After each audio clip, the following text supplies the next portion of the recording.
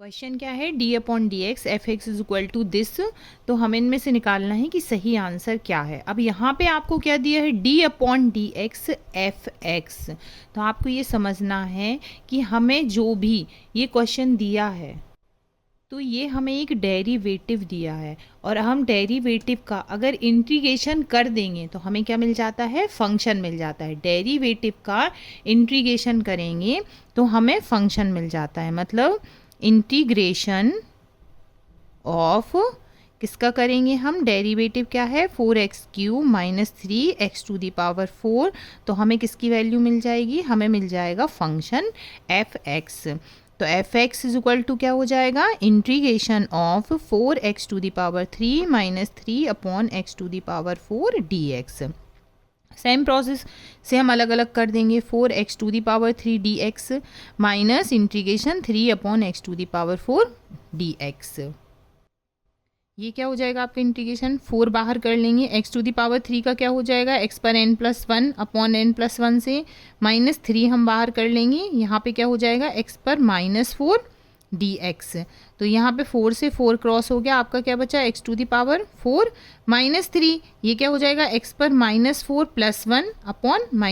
+1 और plus c, आपका integration के साथ आती ही है। तो ये क्या हो जाएगा आपका x⁴ माइनस 3 x⁻⁻3/-3 3 से 3 क्रॉस हो गया और माइनस माइनस मिलके क्या हो गया आपके प्लस हो गया। तो ये हो गया आपका x⁴ प्लस x⁻⁻3 को हम क्या लिख सकते हैं, 1/x⁴ प्लस c। ये हमें काय की वैल्यू मिल गई, हमें मिल गई ये फंक्शन की वैल्यू। देखो इन सारे आपको जो ऑप्शन दिए हैं उसमें सारे में फंक्शन की वैल्यू आपको देखना है, x⁴ प्लस 1/x⁴। तो ये किस किस में है, ये देखो फर्स्ट में है, सेकंड में x⁴ है, इसमें नहीं है, फोर्थ में भी x⁴ है, इसमें भी नहीं है। x⁴ कहाँ पे है, c। अब हमें इतना तो क्लियर हो गया, या तो आपका आंसर ये है या फिर आंसर c है। तो बस अब हमें किसकी वैल्यू निकालनी है, हम c की हम जैसे ही वैल्यू फाइंड करेंगे तो हमें पता चल जाएगा कि हमारा कौन सा ऑप्शन सही है।